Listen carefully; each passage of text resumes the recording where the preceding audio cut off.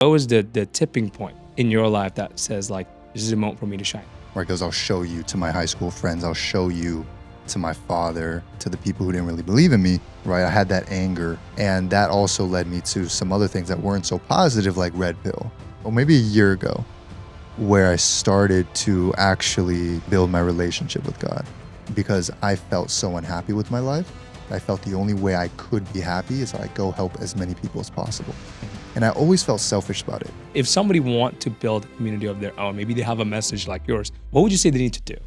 Get so good at not being insecure if you only get 4 people in your room. Get so good at overcoming that insecurity, because that's how you build community. Like, let's say something happens, you lost all your memory, but you can only remember one thing. What would you like to say?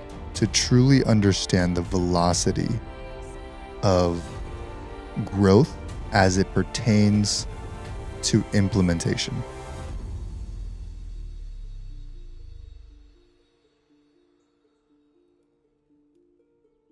So Leo, welcome to the show. For those of us who doesn't know who Leo Valentino is, tell me, who is Leo and what makes Leo Leo? I am a Asian kid from San Francisco, and I started my entrepreneurial journey playing Minecraft and selling candy. And I have not stopped since then. I've built some awesome communities that you are also a part of. And I have a very, very, very, very, very, very, very interesting mentality that you also have about brand, about life, about community. And I'm excited to talk about all those things with you. I love that. So walk me back from the Minecraft Leo days. How did that turn into the entrepreneur Leo that we know today? How did that come about?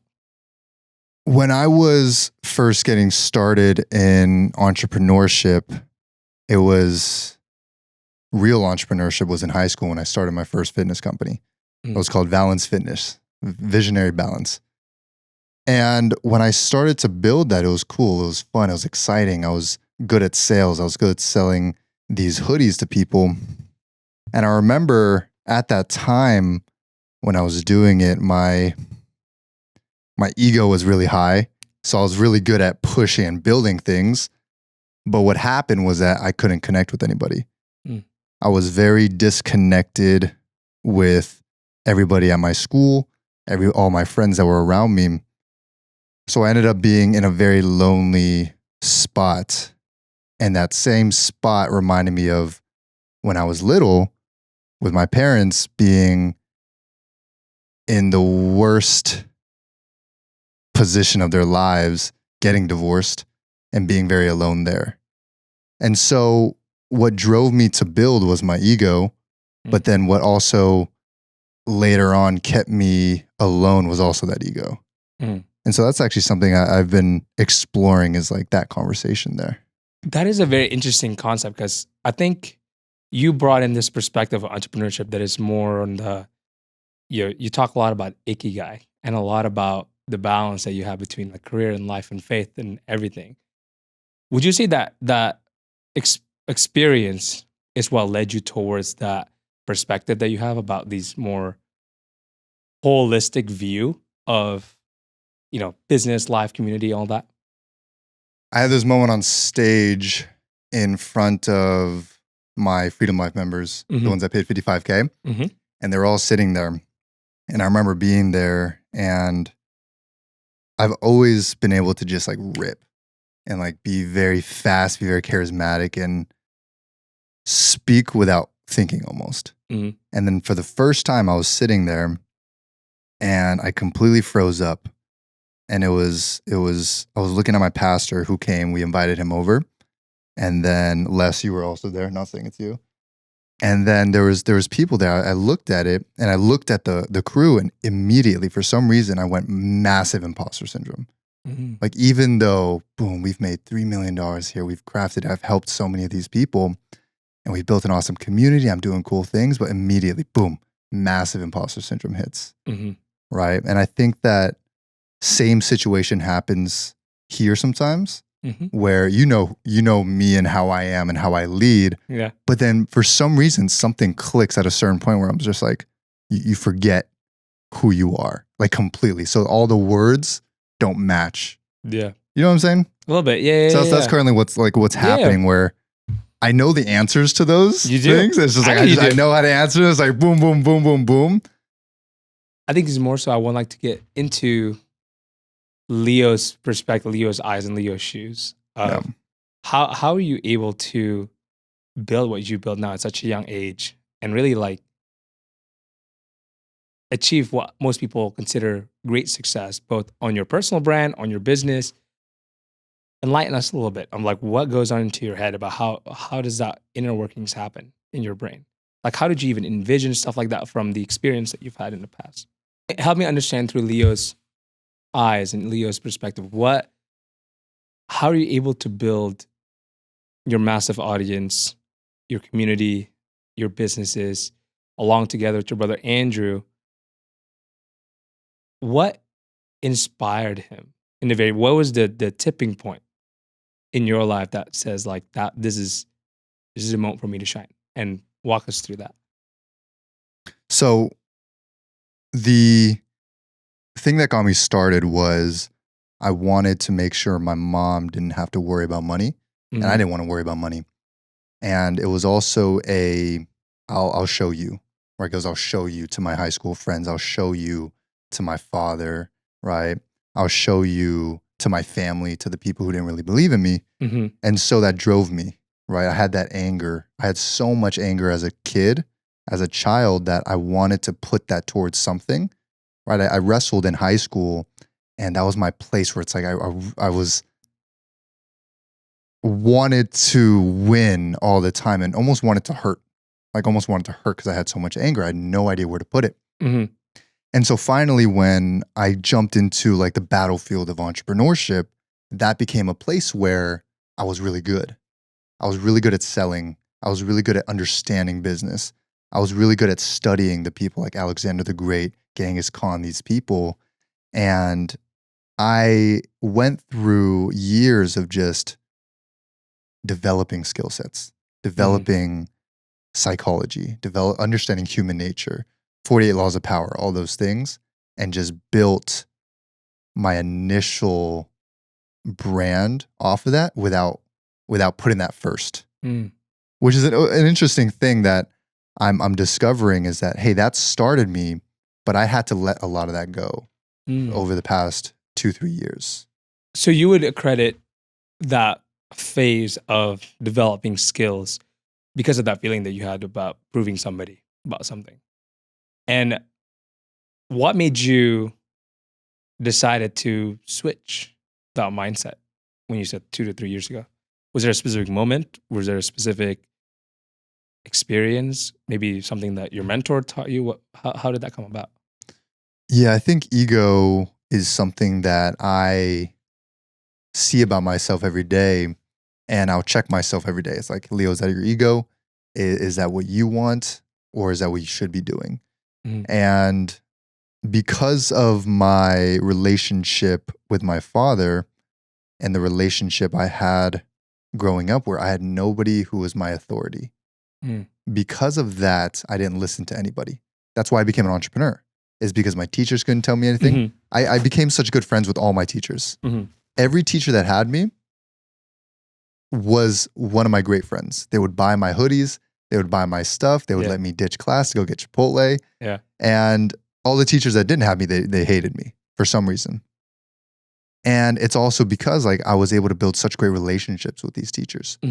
But what happened is, because I had no authority, no one could tell me what to do. I had to build my own way. I couldn't work a job, right?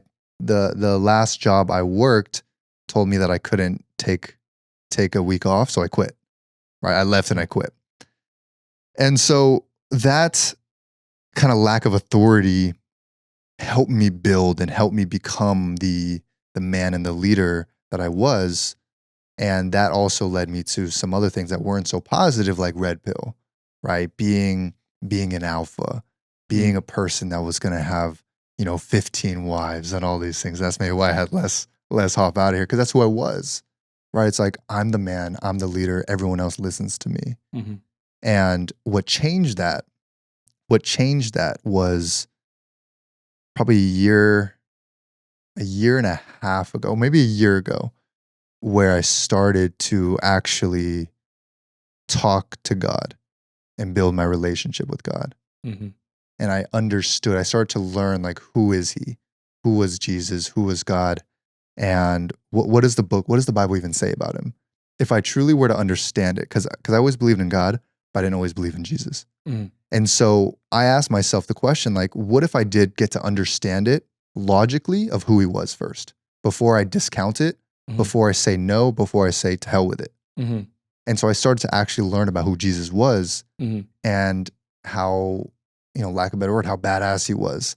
And just the character, right? Imagine if I'm looking at him like Superman, like, oh, wow, how cool is he?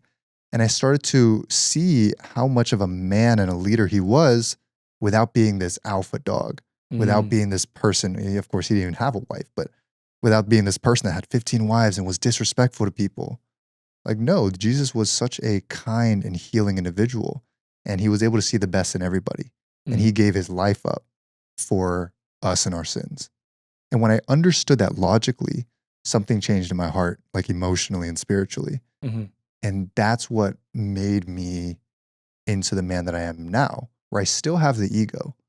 I still build and drive sometimes, not based off of ego, but because I have that ambition. Mm-hmm. But I'm so much more courageous. I'm so much more careful. I'm so much more detailed and kind and intentional because of my life in Jesus and understanding who he was. That's fascinating. The way, just by understanding, and getting a closer relationship with God, you're able to really shift that mindset that has gotten you where you were at that point, right? But really shift that perspective. And currently, you're building a whole community that is, based with, there's teaching other people real estate or entrepreneurship to other younger entrepreneurs, very faith driven. Like, how has all of the experience that you've had led you to building this community? What are the thoughts? What are the feelings? What are the psychology behind building this community based on all of your experiences that you had? So yesterday I sat down, I was taking a little power nap, and I was looking at my windowsill, and it was very bright. It was very beautiful. And I sat there for a minute just thinking, like, this is such a beautiful life. I used to live in the most toxic household where all I heard was screams throughout the week. Mm-hmm. There was police cars maybe every other week. There was dog piss on all of the carpets. It was disgusting. And it was just such bad energy at the house always. And I grew up middle class. I always felt rich. I always felt like abundant because my mother would make me feel that way. Mm. I didn't know that they were struggling like they were. And that's why they had so much troubles. My parents together had so much troubles because of the finances, right? It's a leading cause of divorce. And so I sat there in my home in Southern California, and I was looking at the windowsill, and I just got this message of, like, Leo, you live a beautiful life. You live a beautiful life, and your responsibility is to help other people live that same type of life. And so that message has always reoccurred in my life. When I first started, when I was 15, and I was going through the toughest parts of my life, not understanding why my parents were divorcing, why I was going through so much mentally, emotionally, I found Tony Robbins. Tony Robbins was kind of before I knew God, was like my savior, Mm-hmm. right? I learned about who he was. I researched him. I studied him. I kind of took on that role Mm-hmm. of, like, I want to be like Tony. I want to create that same type of impact like he. Mm-hmm. So I took the same goals. I said, I want to feed 1 million kids just like he did. I didn't know why at the time. I just did it because Tony wanted to do it. Yeah. But as I started to do this goal, and I would tell other people this goal, mentors, people that were a little bit above me that I, lucky enough, was able to kind of shimmy my way into meeting, would always tell me, like, why? Why do you want to do that? And eventually that question, why, would reign through my head of, like, why do I want to do that? Why do I want to do that? And I did this exercise one day called the 7 whys, where it's like, this is my goal. Why do you want to do it? Okay, whatever you say, why do you want to do that? And I kept going down until finally I got to understand that I said this at the time, my happiness comes from helping other people. My happiness comes from making other people better because I felt so unhappy with my life. I felt the only way I could be happy is if I go help as many people as possible. And so that started my yearning for impact. Mhm. And I always felt selfish about it because at the end of the day, it was for me. It was like, I want to impact people because I'm not happy and I'll only be happy once I impact people. And fast forward years, that, when you really want to be happy, like when your goal is happiness, you almost do whatever it takes.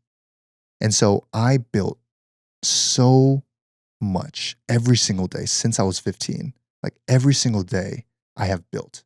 I have read a book. I have done something. I've posted. I've taken some type of action to get towards the goal of impacting as many people as possible. But along the way, you impact one person here, then you impact 5. You impact a community of 20. You have someone, you help them build their business, you help them break through their life. You have someone who's suicidal and you help them get out of that and actually go build a business and build a life. Mhm. You start to realize that it's not necessarily the happiness it gives you. It's that it's our responsibility. It's our responsibility as people to be able to help the person next to you.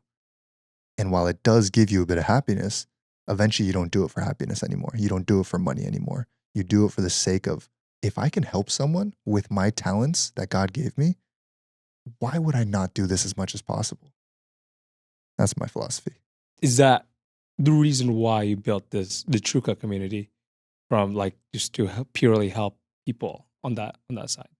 The reason I built Truca was because I realized that what I was going through when I was 15 of being lost, being unclear, being unguided, feeling like I needed to make money to get my mom out of the situation was what a lot of people go through. Mm. Whether you're 15, whether you're 25, whether you're 34, whether you're 72. We have students who are 70, who are 60, who are 50, and who are 20. We have students across all ages, and they all go through similar motions of life and similar belief systems that hold them back.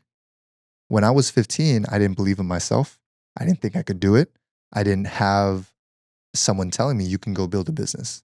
Both of my parents wanted me to go be doctor, right? Mhm. They wanted me to go be a doctor. Yeah. I just didn't want to. But I had to because with Tony, he would teach you how to get yourself to fully believe in yourself because that's the one thing that holds people back from getting to the life that they want Mhm. is belief in themselves and fear, overcoming that fear. And so I started to realize that so many people go through this. And the people that I was able to impact, all I did was change their mindset about themselves, change their perspective on life and money, Mm. and help them stay consistent with a little bit of growth every day. And it changed their entire life. And so building Truca, it was because we had one of my first big companies we made $3 million in was and is still a real estate education company that I partnered with my business partner, Andrew, as you know. Amazing, amazing person. We built a company that had an offer called Freedom Life Mastermind. It's $55,000. People came in and we helped fulfill them to build their portfolios. I realized that, yes, our real estate education helped them so much, but it was really the mentality switch. It was really helping them understand the value that they have and healing the person that was told that you'll never amount to anything, you'll be broke your whole life, or that this is why we can't have nice things in this house. Mhm. That little child, that 15-year-old child, that 7-year-old child in each of them was told so many times that they couldn't be successful. And so that is what I started healing in each of them by teaching them what Tony had taught me. Mm. And so with Truca, it was essentially how do we take that piece, the mindset piece, Mhm. and implant that into the driver that got me to where I am, which is business. Mhm. And putting those two together and allowing a community to be based around these two ideals. Get your mindset right and learn business, put it together and do what you love. And that's the community. I love that. For someone who wants to start a community like that or build a community of some sort, I think we're seeing a pattern where communities are probably going to be the separation between us and actual AIs, right? Like, Yeah. you can't have that in-person dinners that you've had or in-person these experiences, bonfire, all these different stuff. Like if somebody want to build a community of their own, maybe they have a message like yours, what would you say they need to do? Get so good at not being insecure if you only get 4 people in your room, or you only get 4 people to view you, or you only get 2 people to be on your live. Get so good at overcoming that insecurity because that's how you build community. It's doing an event and only 6 people show up, but you treat it like there's 600 and you treat it like they're the most important people in the world so that those 6 start to become fans and raving fans of you. And they're going to feel how real you were in that little room with 6 people. And they're going to start telling people, that Brandon guy, he is the real deal. That's how I talk about you, right? Already is because you are that person. You are able to make people feel, you do this really well. You are able to make people feel so comfortable. Just like this podcast, I messed up the first four rounds, but it's like, you're just here. You're able to make me feel like the only person here. We're just getting it done. So it's being able to develop what you've been able to develop, which is your ability to lead, your ability to make people feel comfortable, and your ability to not be insecure when your room's not full. I think that's such a great message because I think a lot of people nowadays, when they think about community, they think about like thousands of people all at once, right? And even it's hard to not see, like, you've seen like these big run clubs, but they're not always started there. They always started with just a very small group of people. And that's, people always think have this like community means like having hundreds and hundreds of people. I think focusing on those core people and making sure that experience is great is key, because then they'll tell more people about it. Absolutely. To join, especially if the message really resonates with them, right? And they wanted to share this good things because everybody, that's how we do. Like we're very humans wants to congregate. Like we're naturally already want to be a part of something. Right. On that side. Do you think, you've also been very successful at creating a really big brand when it comes to social media, when it comes to your content, through all your series, when it comes to, confidence and how to be a better speaker and all that. Do you think it's necessary to have a brand or content to build a community from your perspective? Do I think you need one? No. Do I think that everyone should develop their brand, not even just on social media, but their personal self brand? Absolutely. And will it help with everything you do in your life and in business? Absolutely. When I see brand, my philosophy is outside of social media. Who are you? Right? My brand is not dependent on me. My brand is whatever you think I am. Whatever you say, whatever Brandon says, whatever you say is my brand. If you tell somebody else, hey, I met this Leo guy or interviewed this Leo Valentino guy, he's X, Y, and Z. Oh, he's a confident, charismatic guy who runs Truca. Okay, cool. That becomes my brand. Truca is part of my brand and confidence, charisma is part of my brand. Or let's just say the beginning of the podcast was all I ran with. You're like, oh, he's a bit nervous, but he's got a cool message about brand. That becomes my brand. So my job is to try to build that narrative as much as I can through my interactions with you, through my interactions on social media. But if we get the part of my in-person one-on-one interactions wrong, then the part on social media doesn't even matter, because eventually it'll burn out. Eventually you'll come to a point where right now in 2025, when you're watching this, the pendulum has swung so much to authenticity, to realness, to what we remember as in-person genuine conversations, the ones that actually make us feel something, right? Used to, content could make you feel things, and some of it still does. But nowadays people are so much more wanting this. A conversation with you where I get to understand who you are, what your stories are, and I can then tell people, Brandon's always got this red jacket, but he's so genuine and he's world class, right? World class becomes part of your brand. And so to answer your question, I believe that people will congregate around a leader or a message that is authentic and consistent, and it acts as a beacon. It Mm. acts as a beacon of light where I would go to your events because you're you, right? And because you're authentic and world class. But let's just say you're not this. Let's just say you were a slob person and you were disrespectful. That becomes your brand. I'm not going to that guy's event. So when you understand that philosophy of brand, then you start to look offline. How can I be? How can I develop myself? What are some traits that I can work on? What are some traits that maybe are not great that are being attached to my brand that push people away from following me, from watching me, from coming to my events? Does that make sense? Makes 100% sense. Yeah, we have this saying in the branding space, I guess, like, from other people that are talking about these kind of stuff. We think about brand as like association of things. It's like a pairing of two things almost. Like, what do we pair Leo with? Like true confidence, all of that stuff, right? What is the pairing is? And that becomes that brand, that is mythical things that people are like, what is this thing, right? You brought up a good point of authenticity. Like, people are looking for authenticity nowadays, especially in one-on-one interactions like this. And I think it's fascinating. Some people are like, I wouldn't say confused, but almost like struggles with the word authentic, being authentic. What does being authentic mean to you? I think authenticity can be difficult if you don't have a self-aware and good relationship with yourself. Because a lot of people don't like themselves, so they won't show that version of themselves online, like the true self. I've had difficulty with that for myself, where I created a persona that was more successful than I was.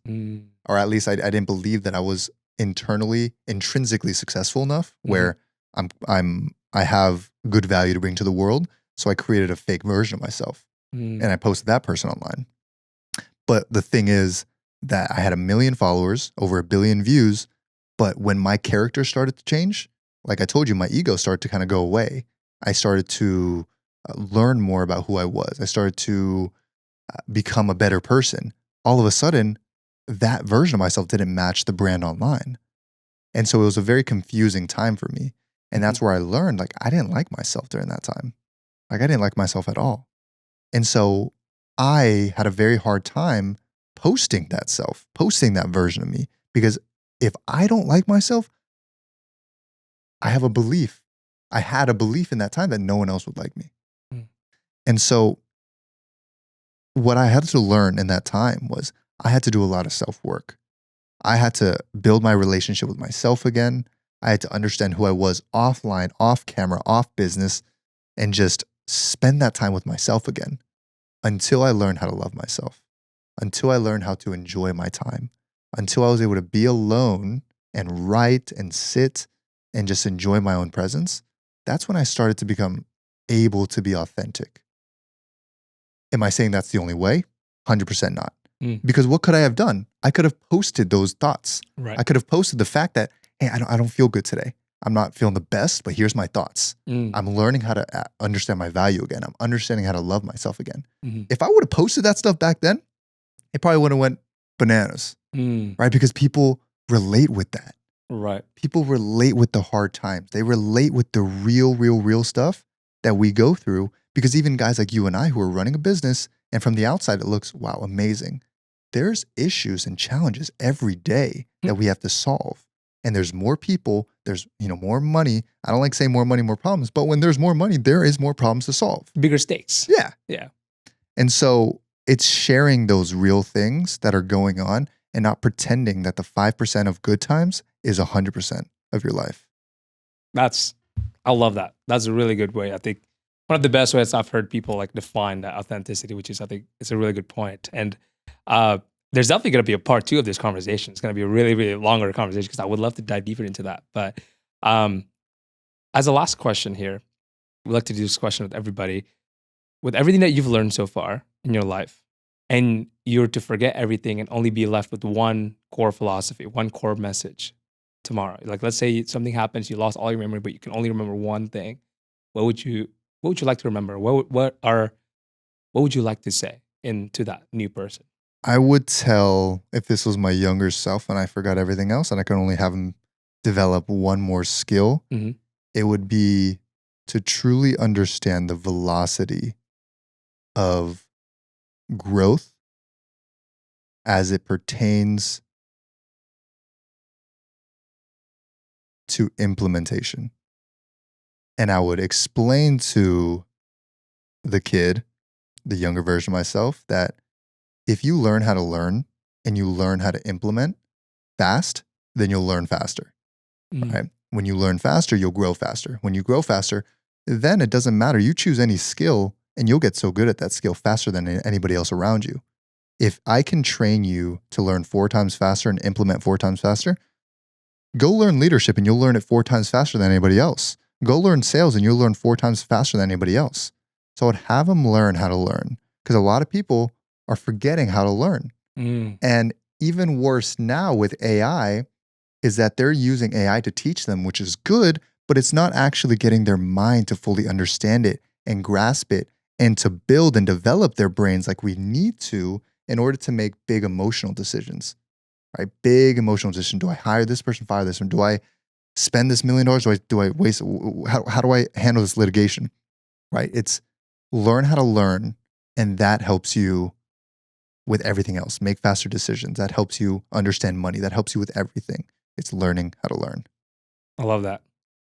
Well, Leo, thank you for being on the show. There's definitely going to be part 2 of this. And then, yeah, it's dropped so much wisdom, and everybody will definitely have a lot to take away from that. So thank you for your time. And then we'll see you all in the next episode.